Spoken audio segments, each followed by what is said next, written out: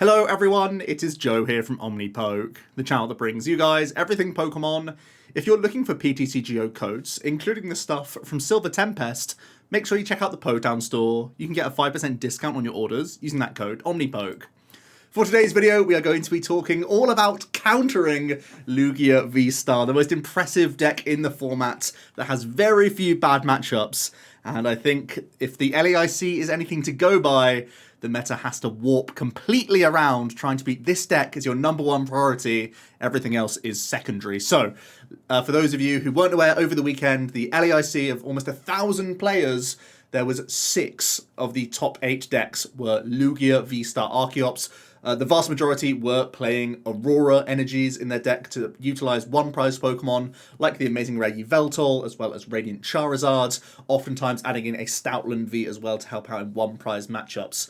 There were 2 other decks that did make the top 8. It was a controlling archetype, which we will be touching on today, which fell in top 8 to a Lugia deck.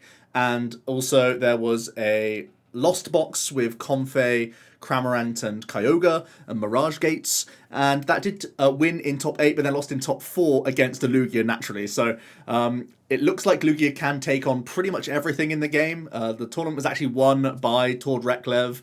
He has now completed the set. He has won every single international championships, an absurd feat. He is the best player of all time, and I think that's pretty solid now. I think you could have made the argument with the 3 versus the 3 with Jason. I think this takes him over the top. And yeah, just incredible to see him winning again. Just a small note on that. But yeah, Lugia is definitely a force in the Silver Tempest meta, and we have to completely respect it. So, first thing I've done, I've jumped onto Play Limitless to check out the online tournaments, and there are only 6 decks that have had more than 20 games against Lugia that Lugia struggles against, that has a less than 50% win rate against. And as you can see, the, in theory, best deck at beating Lugia is a Galarian Weezing deck that also uses Aerodactyl V-Star. We also have, the Lugia only wins 23% of the time against Weezing, or has so far. Miltank Yveltal, which is very similar to Sander's deck. Sander played quite a different list to some of the lists that we have seen online, but the core concept, at least in the Lugia matchup, will be trying to cry and destruction away a lot of Lugia's energy. And that is something that beats Lugia a good amount of time. Lugia only winning 33% of the time there. Zoroark Box, the one prize sort of toolkit, wins just under 60% of the time against Lugia. And then we have basically 50-50s when you incorporate ties. Mugenisect, Arcinteleon, which is interesting, and Arc Duraludon. These are basically the only decks that Lugia doesn't have a 50-50 or better against. So we really need to be looking at these sorts of archetypes and saying that we probably should be playing these if we are going into tournaments, because of the amount of Lugia that we'll be seeing. It was roughly, anecdotally from the stream, 25% of the day 1 field at the LAIC, but the conversion is important here. The day 2 field, for those who progressed with 19 match points or better, there was 43% Lugia. So, you know, out of 10 rounds or whatever, you'll face 4 of those in general. So you will really need to have a good time into Lugia, at least 50-50 them, in my opinion. And that includes playing the mirror.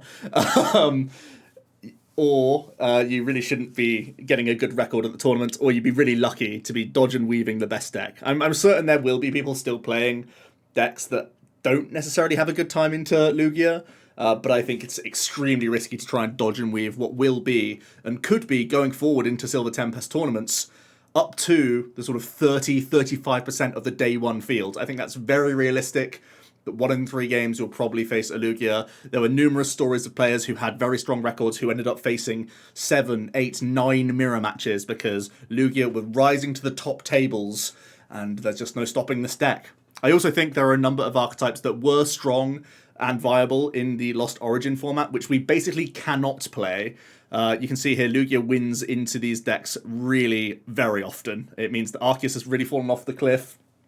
Hisuian Zorak was already just teetering on the edge, but there is no reason to play that deck. Interestingly, so the Galarian Weezing deck is doing very well, but the Crobat Weezing, trying to add in this sort of hit-and-run Pokemon, gives Lugia too much of a win condition, lets them race too effectively, so the Crobat's the bait, so you just got to stick with the Weezing itself. Kieran Palkia was probably among the top 5 decks, and that has a really bad time into Lugia. Even Giratina. Now, I thought this was going to be closer, personally, but it does look like Lugia wins, 60% of the time almost, and that's very bad. Basically makes Giratina unplayable in my eyes, and we probably have to go towards Lost Box instead. And also, Vikavolt Alecki, the lightning deck that can't even beat Lugia. Of course, Lugia is oftentimes playing Dunsparce to block this... the weakness that you have, and can just power through the Vikavolts because it still has that relatively low damage output. So yeah, these are decks that I think, have been established, have had great results in the Lost Origin format, but they have really fallen off, and they are far less strong plays going into the next few sets of tournaments. Let's have a look at these counters then. So there were 3 decks that had Lugia sweating, really. And the biggest one is this Weezing Aerodactyl deck, and the entire counter is to stop Summoning Star from happening.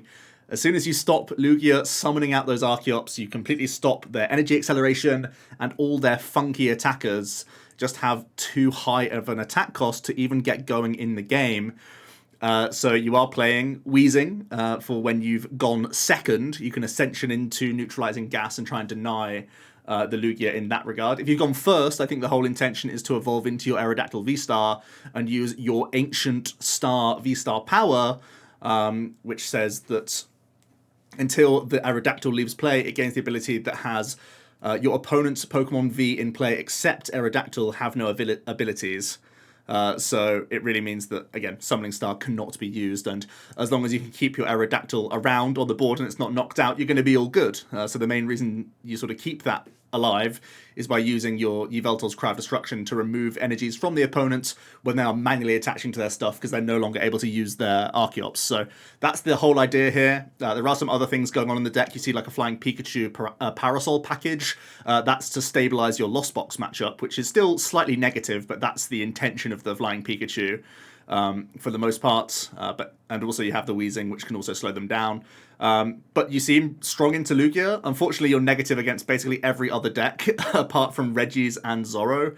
We will be talking about Zorro momentarily, so maybe having a good time into that with your Weezing is good news for you, because of course you're stopping the Zoroark from using its Phantom Transformation, and they oftentimes only play one boss and play multiple Serena because of their breaks in package. So the problem with this deck is, yes, you're beating Lugia, but you're negative into the Lost Zone matchups. You're negative into Mew, despite being, in theory, a dark deck. I guess you could improve the Mew by trying to add in the likes of Drapion. And yeah, you're negative against the field, but if you face enough Lugia Archeops, this is actually the best performing deck into exactly that matchup. And this had a pretty strong record in the recent online tournament. This isn't a list of mine, it's just one that's been doing well recently. Into counter number 2 then, and this takes us back to that top 8 of LAIC, because the list in front of you is Sanders' top 8 list of control, and we are trying to use that Cry of Destruction Yveltal, just that we saw on the last slide here. We're trying to spam it a lot more with this sort of approach. You can see the Radiant Gardevoir is in here as well, so that you keep your Yveltal out of range of a Luminion, taking a 1-hit KO on your Yveltal and bouncing back into the deck.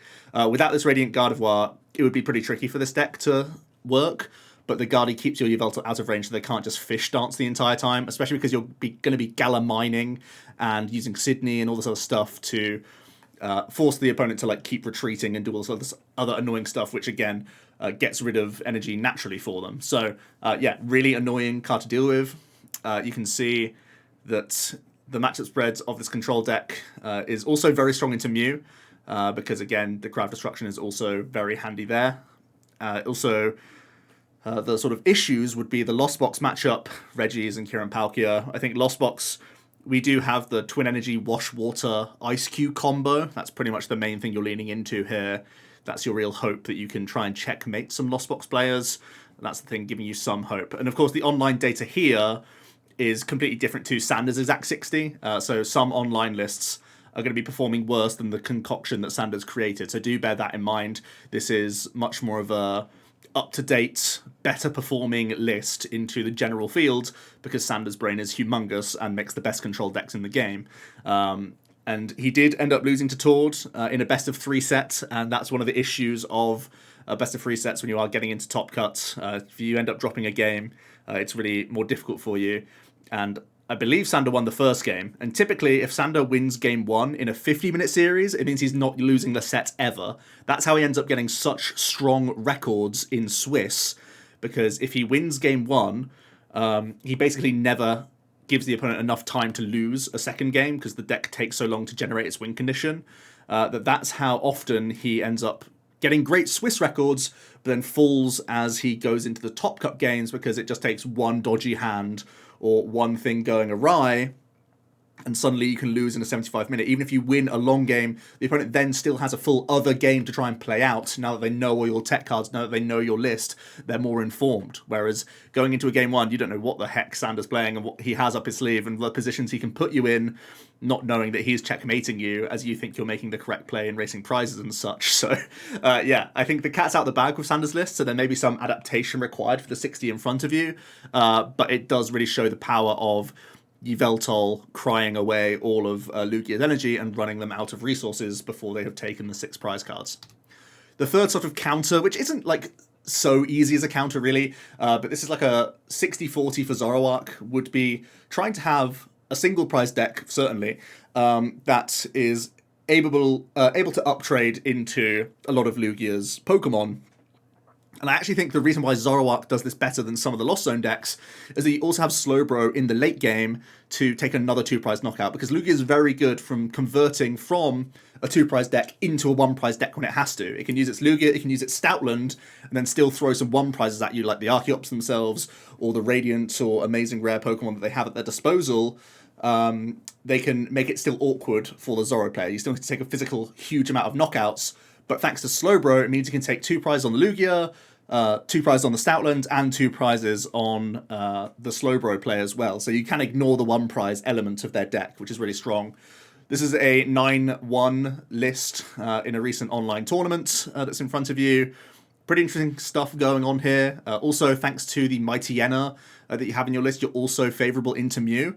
So that's pretty promising for the Zoroark deck. You have a really strong matchup into the 2 top perceived decks in the game.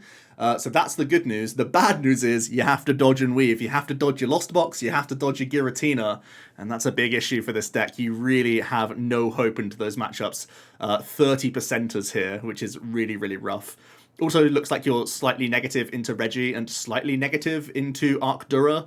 I think the idea with Arcdura is, as you can see, there's an Echoing Horn in the list. You're going to knock out an Arceus, you're going to try and horn back an Arceus, and then you're going to try and Twilight Inspiration. So the deck has all special energy, but you simply ignore Duraludon the entire game, is the idea.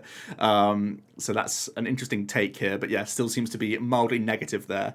So Zoroark, promising, has its consistency issues, but yeah, also has to dodge and weave that Lost Box. Of course, Sableye is going to deny Slowbro the entire game because it can sprinkle across the board, but also can take knockouts on your lower hit point stuff like your Cinccino's, and then has extra counters to place all over the board and really take control of you. At the same time, there's a lot of Lost Boxes going towards Mirage Gates now, so they can deal with your Manaphy, make sure you have it every single turn of the game. If ever you miss the Manaphy, they can capitalize on that with their Radiant Greninja and stuff like that. So yeah, pretty awkward for you overall. On to the other viable decks then. These are decks that have a close to 50-50 into Lugia, so I think they are surviving decks in the format that are actually playable, right? Because you can see here, we've got some, between 45 and 55 for these sorts of decks, which means they're all reasonable choices in the tournament because you can face Lugia and you're not completely rolling over to them, which is all you can really hope for a deck that's so powerful. We did see Lost Box was the other deck that did make top 8 in LAIC. It wasn't just Grant, also Azul did very well with a very similar list with that amazing rare. No, sorry, it was just Celebrations Kyogre in the 60. Now, for me, I don't think that's the most optimal way to counter Lugia. I think it was a decent combination and can do some cool stuff, but now the cat's out the bag with Kyogre. As long as people play correctly with when to use Manaphy, the Kyogre's actually pretty bad, I want to say, and is very combo orientated. I actually think in terms of targeting exactly Lugia, the things we need to do is have higher hit point basics that don't get hit by Stoutland. So, for example, Snorlax having 150 rather than a Cram having 110, where the opponent can go all powerful colorless on the Stoutland and take a 2-prize knockout. The Snorlax will stay out of range.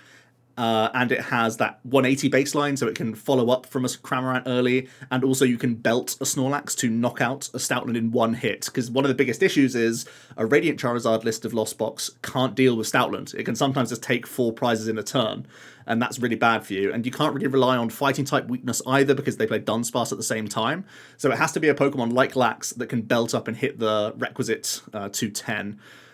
So that's really important. So I think Snorlax Twin Energies could be easily coming into Lost Boxes of the future to start dealing with Lugia and making it a closer matchup. I also think Raikou has its merits. If you're already playing Belt Lax, you could think about playing Belt Raikou as well, because that can be another way that you can knock out Lugias and make their board just really weird, make them have a Dunsparce in play, make them have a Manaphy in play as well, and they just limit their options in terms of what sorts of attackers they have available, things that they can burst onto the board, that sort of thing. So I think these are the cards that I'm going to be seeing going into Lost Box, I would imagine, because they make the most sense for me into the Lugia matchup, which is the most important one in general. Plus, Snorlax isn't bad in Mirror, Raikou's not bad in Mirror either, so that would be my prerogative if I was going to be looking at Lost Box.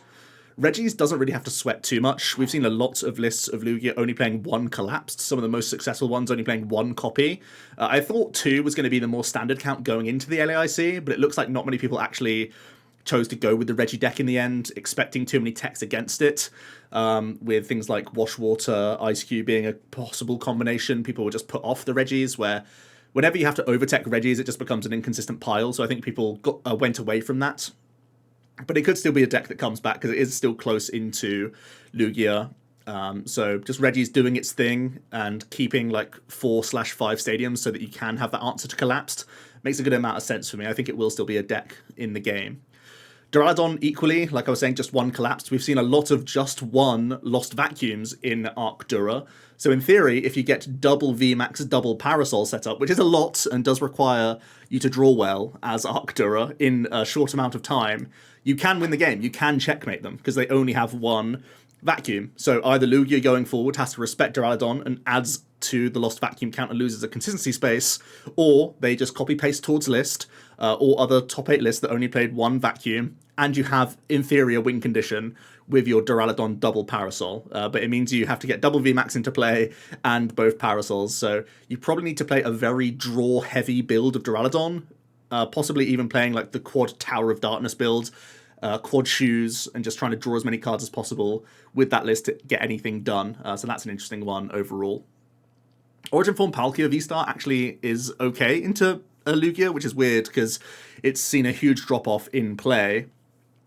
I think it's because its matchups into Lost Box get worse with Lightning Techs, your matchup into Reggie's was never that strong, and your matchup into Mew got worse. So even though Palkia is good into Lugia, or reasonable enough into Lugia, I should say, the fact that you have to commit tech spaces like Sinnoh's to have a good time into Lugia is the problem, because it means that you're still fragile into the other top decks in the game. But I would expect a small comeback of Palkia. It's definitely underplayed for how good of a time it has into the best deck in the game. And then finally we have Fusion Strike Mew. I think the Fusion build of Fusion Strike Mew is probably the best way to play this deck, because you can still just out-tempo Lugia at times. We have seen that very few Lugias are playing Path. Almost all of them are playing Aurora, which gives Mew a really good time to just do its game plan. Just do your plan A. Make sure you're hitting that early Melodious Echo, maybe even playing catchers, trying to capitalize on early weak starts from Lugias. Sometimes they hold some of their Bull Search to try and get rid of Archeops and such, and sometimes they only do get that 1 Lugia down. Even if they get double Lugia down and you take the early Meloetta knockout, it makes your prize match so much easier, because you can tablet your way through 1 Lugia, you can then Echoing Horn back and knock out that Lugia from earlier, because they never played Pokemon Recovery. So Mew remains a good deck. It can still outdraw many decks in the game. If it goes first against Lugia, I still think it's really strong. If it goes second against Lugia and gets that Sparkle combo, you're still in the game, certainly. So yeah, Mew continues to be a top deck in the game. Let me know your thoughts from the counters. Which ones do you think will see the most amount of play? I'm personally going to be putting a lot of time into Lost Box. I always think that's something to look on, because I think it is decent into some of the other counters. I think Lost Box can be okay into Control, I think it can be okay into Zorro. It's actually really terrible into Weezing, obviously, but I also think that the 53% you see on screen is for lists that aren't fully teched for Lugia just yet. We saw on stream, Grant and Azul were both playing the 2-prize Raikou, and I think that's not a good enough tech that respects Lugia enough. I think we need more respect. I think we need Raikou, possibly even Paralysis Zekrom is another thing that I talked about in my top 10 lists that I think has a lot of potential, and I think we need to start seeing some Twin Energy belted lax so that you can deal with the threat on site, to deal with that early Stoutland, because you cannot wait around for Charizard. They will get too far ahead. Let me know what you think about everything I discussed here. What decks do you think are completely unviable thanks to Lugia? Is it going to be that top tier threat the entire time? Will it continually be that 30% of the room or more? I'll hear it all down below. Thanks so much for watching, and I'll see you in another video tomorrow. Cheers.